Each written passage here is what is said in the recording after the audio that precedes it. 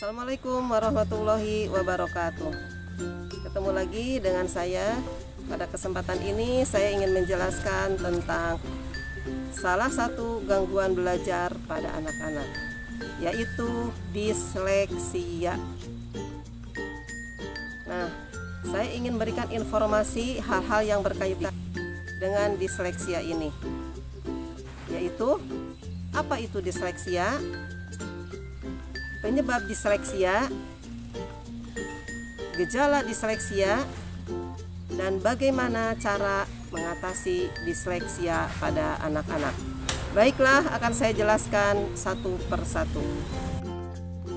Disleksia adalah merupakan gangguan belajar pada anak-anak yang ditandai dengan kesulitan membaca, mengeja, dan menulis.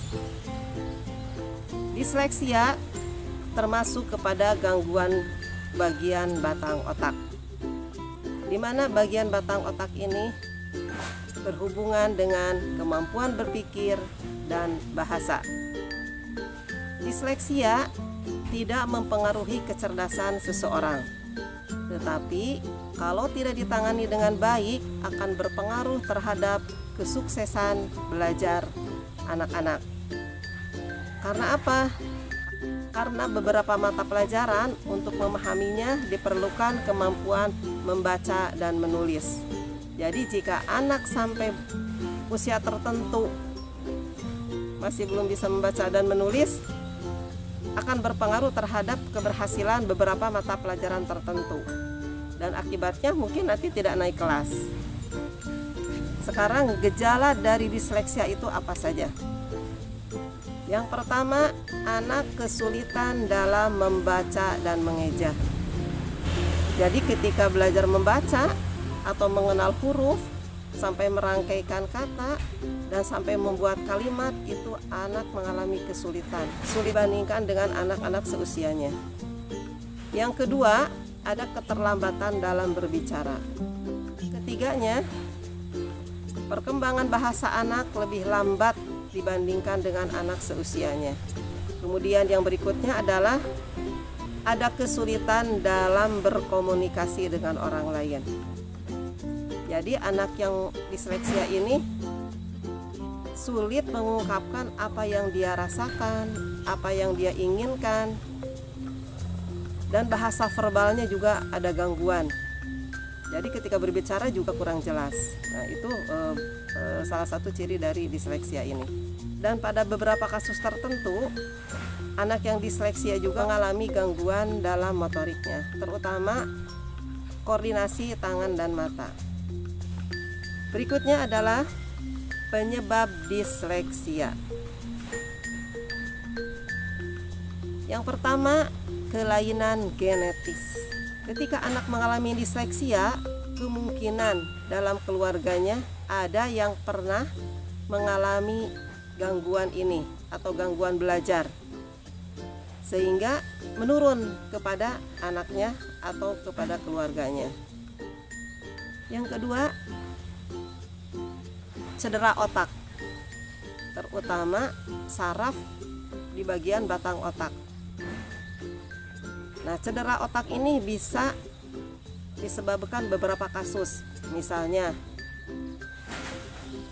ketika masih bayi anak jatuh sehingga ada trauma di otak. Atau ketika dilahirkan anak tersebut mengalami kesulitan, sehingga ketika anak tersebut tumbuh dan berkembang ada gangguan fungsi otaknya. Yang ketiga, kemungkinan lahir prematur dengan berat badan yang kurang, itu cenderung mengalami disleksia, hingga ada pengaruh terhadap perkembangan anak tersebut. Yang keempat, anak lahir dari ibu yang terlalu banyak mengkonsumsi obat-obatan atau minuman keras atau perokok berat, sehingga ketika janin itu berkembang di dalam rahim ada gangguan dari obat-obat tersebut. Nah, itu adalah penyebab dari disleksia. Nah, ketika kita menghadapi anak yang disleksia, apa yang harus kita lakukan? Yang pertama adalah sering membacakan cerita kepada anak tersebut. Lebih bagus lagi jika setelah cerita terhadap anak diminta untuk menceritakan kembali apa yang kita ceritakan tadi. Nah, dengan begitu kosakata anak akan bertambah. Kemudian bahasa verbalnya juga akan terlatih. Meskipun sangat lambat, tapi kalau kita sering membacakan cerita dan meminta anak bercerita, lama-lama anak akan berkembang. Walaupun sekali lagi perkembangannya agak lambat. Yang kedua, sering memberikan stimulus latihan membaca dan menulis. Dan tentu saja ketika kita orang tua ataupun pendidik memberikan latihan membaca dan menulis pada anak, harus diperhatikan tahapannya, diberikan sesuai dengan usianya, dan diberikan dengan cara yang menyenangkan anak, sehingga anak merasa nyaman, anak merasa tertarik, sehingga mudah-mudahan anak akan lebih cepat berkembang kemampuannya. Yang ketiganya, antara orang tua dengan guru atau pendidik anak harus bersinergi, saling mendukung. Tidak bisa diserahkan kepada salah satu pihak saja. Dua-duanya harus bersinergi. Misalnya ketika anak tersebut sudah disekolahkan, di sekolah distimulus, kemudian lanjuti di rumah oleh orang tuanya. Jadi sinkron antara pihak pendidik dan juga orang tua. Yang keempat, tidak mencela anak ketika anak melakukan kesalahan ketika sedang dilatih membaca dan menulis. Karena kalau dicela, anak tersebut akan tertekan, bukannya anak nanti termotivasi untuk bisa, tapi anak akan menarik diri dari latihan tersebut. Oleh karena itu, berikanlah penguatan kepada anak tersebut dengan kata-kata yang positif, sekecil apapun perkembangan dari latihan tersebut.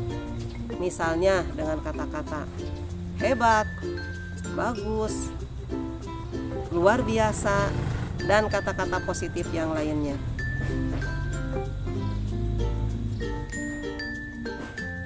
Boleh sekali-kali diberikan reward, tapi reward yang tidak memanjakan, reward yang memberikan motivasi anak untuk lebih giat lagi belajar membaca dan menulisnya.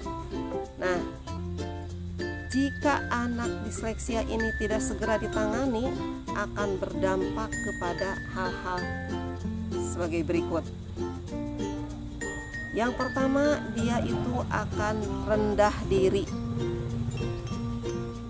merasa tidak mampu, merasa tidak bisa, merasa bodoh, dan lain-lain. Oleh karena itu, harus segera ditangani sebelum anak punya perasaan rendah diri. Yang keduanya, ketika anak mengalami kesulitan dalam membaca, itu akan berpengaruh terhadap kesuksesan belajar anak secara umum. Sekali lagi, kemampuan membaca, menulis ini diperlukan untuk memahami pelajaran-pelajaran lain atau bidang studi yang lain. Karena beberapa bidang studi atau mata pelajaran yang lain, untuk memahaminya diperlukan kemampuan membaca, menulis. Nah, itulah tentang disleksia pada anak-anak. Walaupun sebenarnya dalam beberapa kasus disleksia ini juga bisa menimpa orang dewasa.